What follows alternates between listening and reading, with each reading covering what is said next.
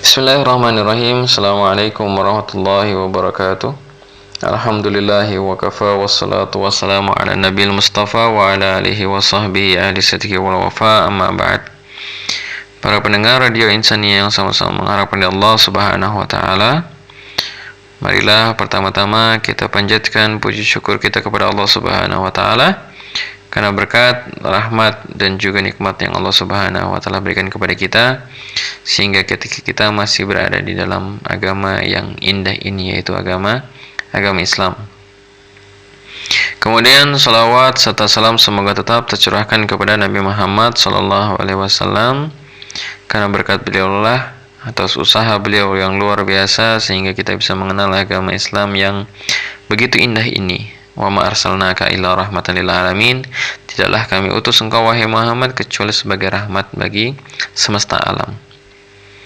Para pendengar Radio Insania yang sama-sama mengharapkan Allah Subhanahu wa taala, ketika kita membicarakan masalah tafsir atau tema tentang tafsir, maka itu pasti ada hubungannya dengan Al-Qur'an.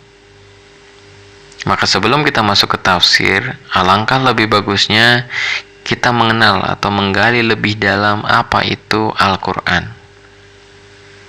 Para pendengar sekalian yang sama-sama mengharapkan Allah Subhanahu wa taala, ketika kita membeli sebuah produk elektronik misalnya, terkadang di alat elektronik tersebut mereka akan memberikan kita sebuah buku panduan, yang mana buku panduan ini harus kita baca.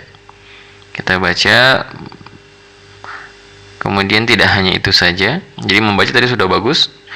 Kemudian selanjutnya adalah kita harus memahaminya, apa yang ada dalam buku tersebut. Jadi baca sudah bagus, memahaminya lebih bagus lagi.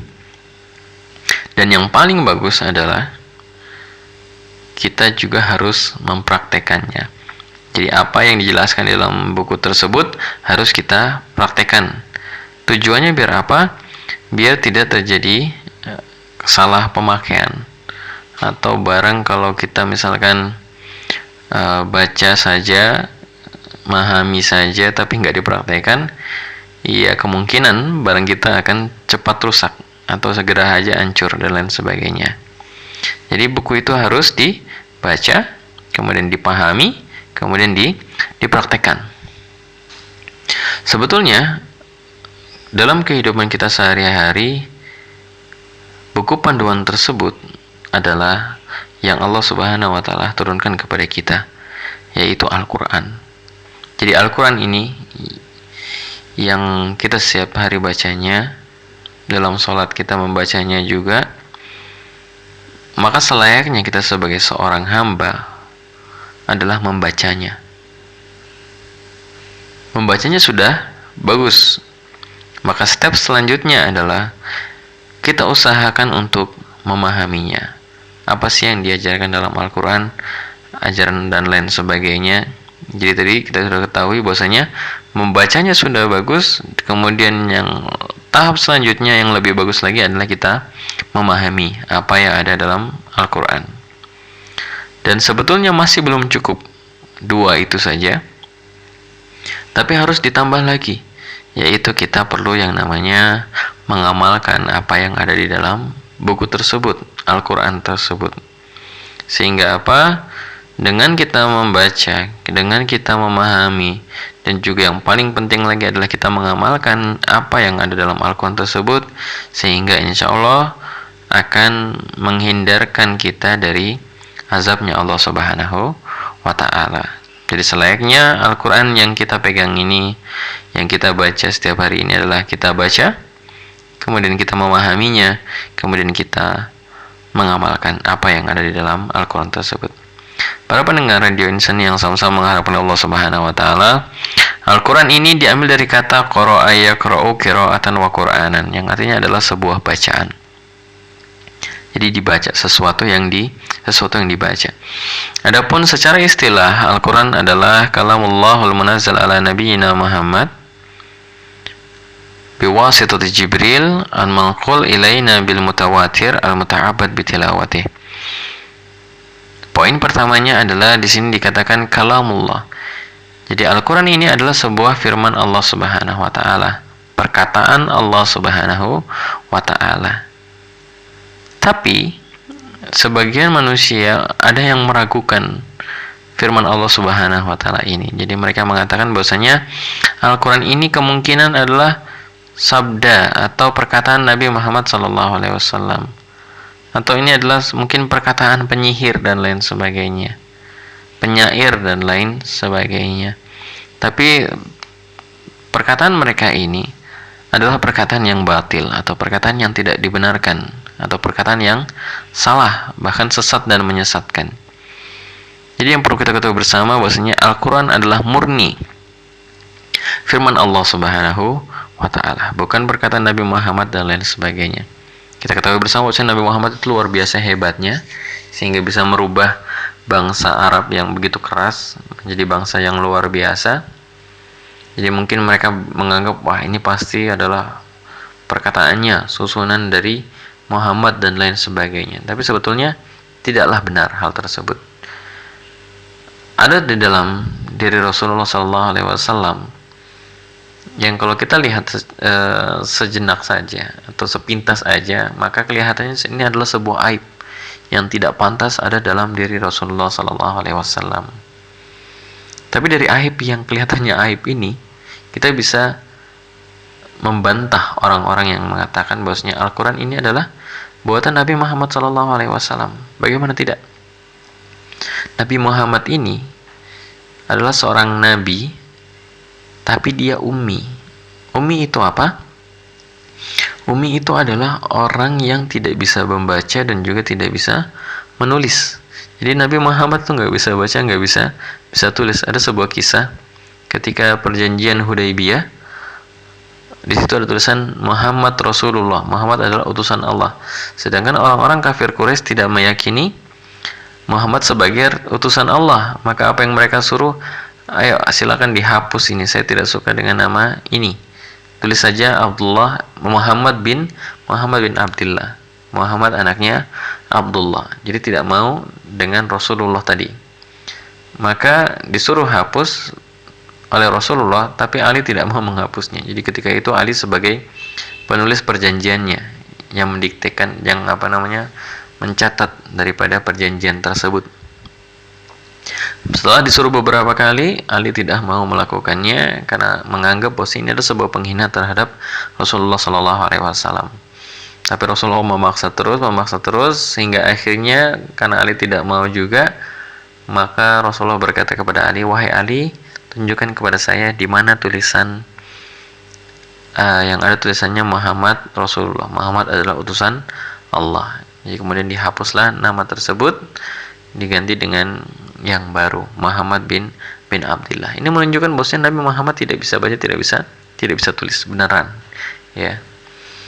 Kalau kita lihat secara sepintas, maka ini sebuah aib, tapi sebetulnya sengaja sekali Allah Subhanahu wa taala meletakkan sifat ini, ummi ini nggak bisa baca, nggak bisa tulis, untuk sebagai bantahan bahwasanya Al-Qur'an ini adalah murni firman Allah Subhanahu wa taala. Makanya kalau kita lihat sekarang ya, kita ini, saya yakin kita kebanyakan daripada kita bisa membaca dan juga bisa menulis. Tapi jarang sekali dari kita bisa membuat buku atau mengarang buku dan lain sebagainya. Maka bisa kita bayangkan orang yang nggak bisa baca, nggak bisa tulis, bagaimana dia mau menulis sebuah buku. Dan kita ketahui bersama Al-Quran itu tebal sekali, ya, ada 30 juz, ada 114 surat, ada sekitar 6.200-an ayat dan lain sebagainya. Bagaimana orang nggak bisa baca, nggak bisa tulis, bisa melakukan hal tersebut? Bahkan susunan ayat-ayat kisah atau hukum-hukum akidah dan lain sebagainya itu terpisah-pisah, tidak dibuat satu bab. Misalkan kayak di matematika segala macam, bab ini, bab ini, bab ini, bab ini. Tidak. Sangat-sangat terpencar. Bagaimana orang tidak bisa baca, tidak bisa tulis, melakukan hal tersebut? Tentu adalah sesuatu yang tidak mungkin. Jadi Al-Quran ini adalah benar-benar firman Allah Subhanahu wa ta'ala. Kemudian selanjutnya al-munazzal ala nabiyyina Muhammad, diturunkan kepada Nabi Muhammad sallallahu alaihi wasallam. Jadi Al-Qur'an ini kita ketahui bersama firman Allah itu ada banyak. Maka firman yang diturunkan kepada Nabi Isa misalkan adalah dinamakan sebagai Injil. Kemudian firman Allah kepada Nabi Musa dinamakan Taurat, dan juga ada yang diturunkan kepada Nabi Daud yang dinamakan sebagai Zabur dan lain sebagainya. Maka yang dinamakan Al-Quran adalah yang khusus firman Allah yang diturunkan kepada Nabi Muhammad SAW. Kemudian ada selanjutnya adalah biwasitati Jibril. Biwasitati Jibril itu adalah dengan perantara malaikat Jibril. Jadi Al-Quran ini tidak langsung dari Allah kepada Nabi Muhammad, tapi dengan perantaraan malaikat Jibril. Kalau kita lihat juga, Rasulullah itu pernah dijuluki sebagai orang gila. Kenapa orang gila? Karena ketika ayat turun itu biasanya Rasulullah itu seperti kepanasan atau berkeringat. Bahkan Rasulullah itu berkeringat yang banyak ketika ayat Al-Quran turun, padahal waktu itu sedang dingin-dinginnya. Keringat itu sangat susah sekali. Tapi karena saking beratnya Al-Quran, maka berkeringatlah Rasulullah SAW. Maka kita bersama bahwasanya Rasulullah itu duduk di suatu tempat, difirmankan firman Allah Subhanahu wa taala melalui malaikat Jibril. Kemudian setelah itu selesai, dia berkumpul dengan teman-temannya lagi atau dengan orang-orang, dia mengatakan tadi orang berkata kepada saya ini dan ini. Maka untuk zaman itu kelihatannya wah ini Rasulullah ini orang gila bener nih. Ya kan, masa dia ngomong sendiri terus bilang ada orang yang ngomong ke saya tadi begini dan lain sebagainya. Makanya pasti ini orang gila dan lain sebagainya. Tapi sebetulnya di dalam agama Islam ketika sebuah dalil bertentangan dengan akal, maka yang harus kita utamakan adalah dalilnya dulu. Akalnya kita buang. Karena apa? Akal manusia itu terbatas.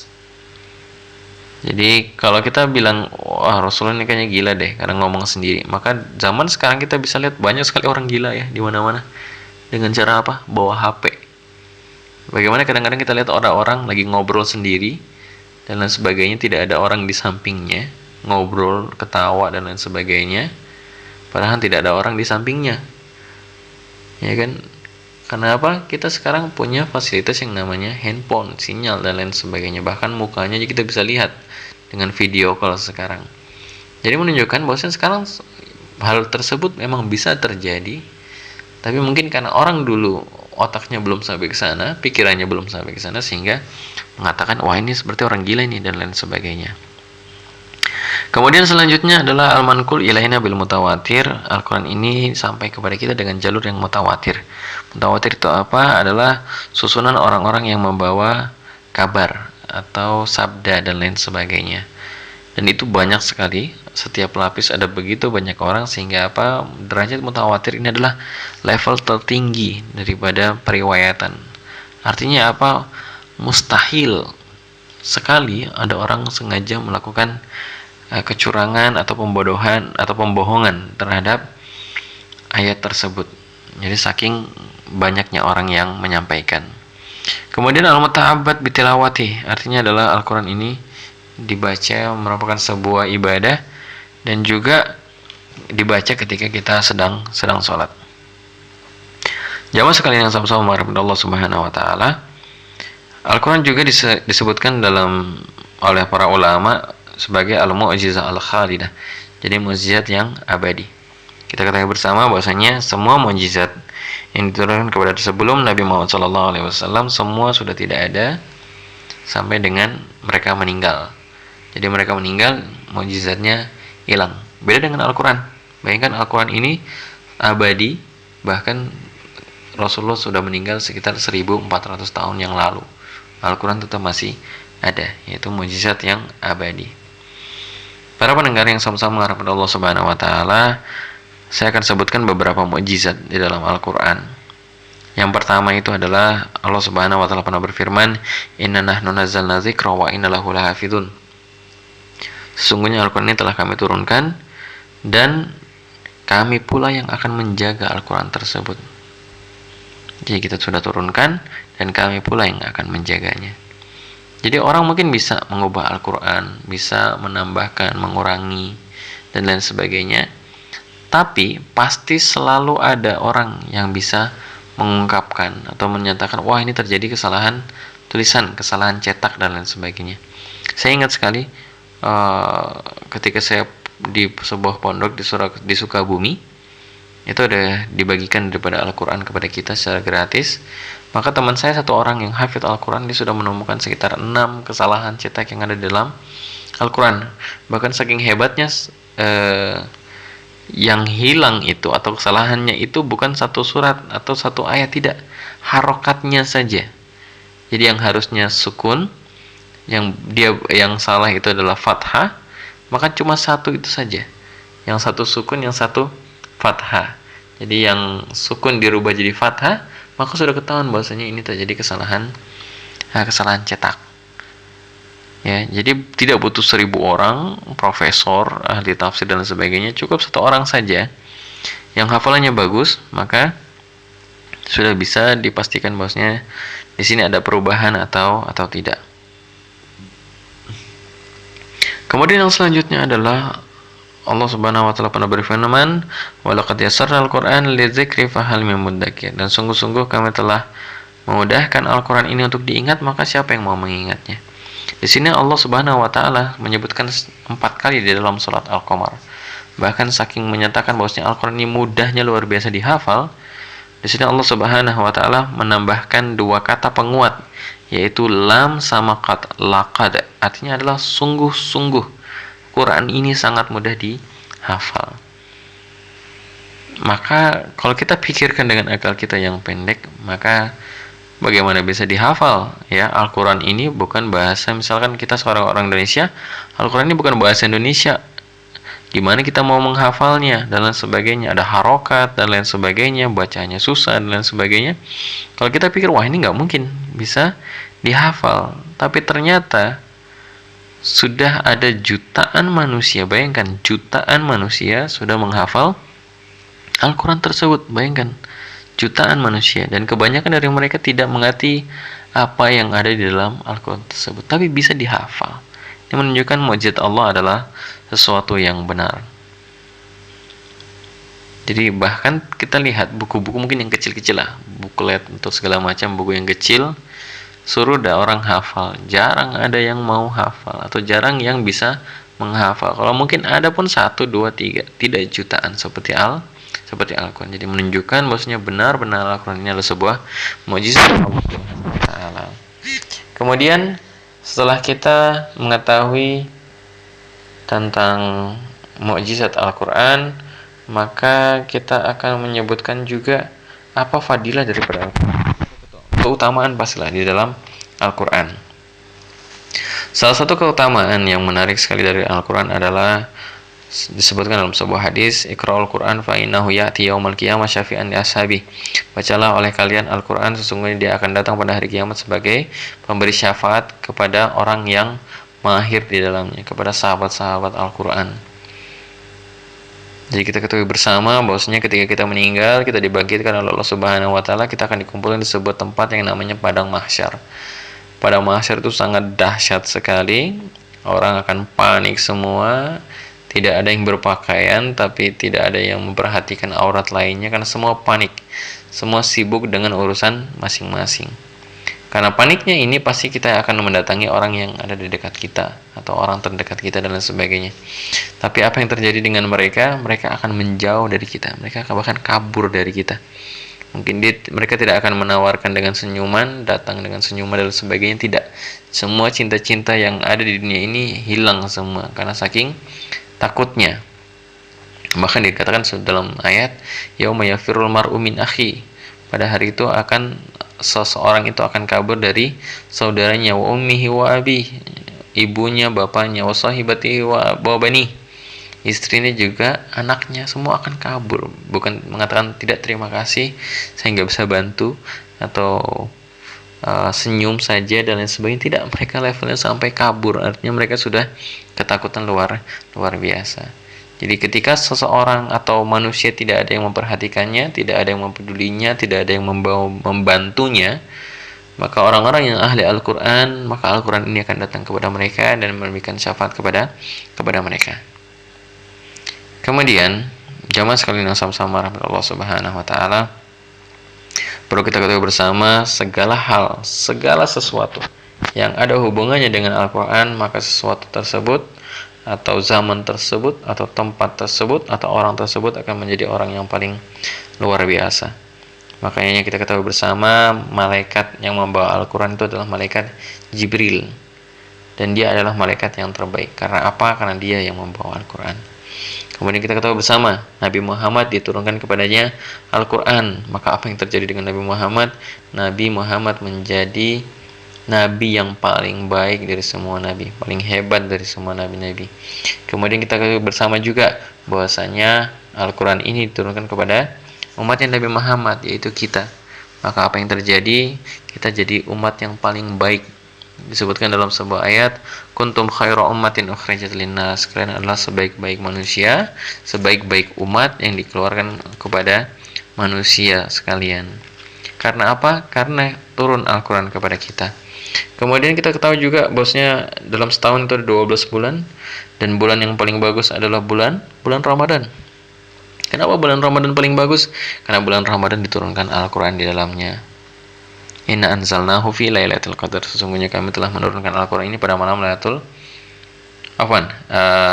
ayat yang mengatakan syahrul Ramadan alladzi unzila fihi al-Quran. Jadi Al-Quran ini turun pada bulan Ramadan, yang dimana di situ diturunkan di dalamnya Al-Quran. Kemudian selanjutnya adalah dari sekitar 365 hari dalam setahun, maka ada satu hari yang paling bagus di sisi Allah Subhanahu wa taala, yaitu Lailatul Qadar, malam Lailatul Qadar. Yang mana malam ini lebih baik daripada 1000 bulan. Inna anzalnahu fi Lailatul Qadar. Sehingga kami telah menurunkan Al-Qur'an ini pada malam Lailatul Qadar. Kenapa Lailatul Qadar paling bagus? Karena memang pada hari itu, pada malam itu Al-Quran turun kepada kita di dunia ini. Kemudian orang yang paling baik di dunia ini adalah orang-orang yang dekat dengan Al-Quran, orang-orang yang sangat dengan Al-Quran, sehingga dikatakan dalam sebuah hadis, khairukum man ta'allama al-Quran wa 'allamahu. Sebaik-baik kalian adalah orang yang mempelajari Al-Quran dan juga mengajarkannya. Jadi semoga Allah Subhanahu wa taala menjadikan kita termasuk orang-orang yang ahli dalam Al-Quran, dan juga termasuk orang-orang yang mendapatkan syafaat dari Allah Subhanahu wa taala melalui perantaraan daripada Al-Quran ini. Amin ya rabbal alamin. Semoga apa yang saya sampaikan bisa memberikan manfaat kepada kita, memberikan faedah, tambahan ilmu kepada kita.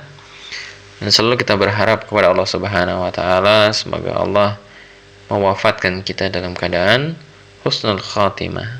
Allahumma rzuqna husnul khatimah. Terima kasih atas perhatian daripada pendengar radio Insania sekalian.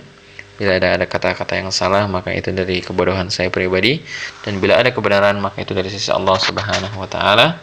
Billahi taufiq wal hidayah. Assalamualaikum warahmatullahi wabarakatuh.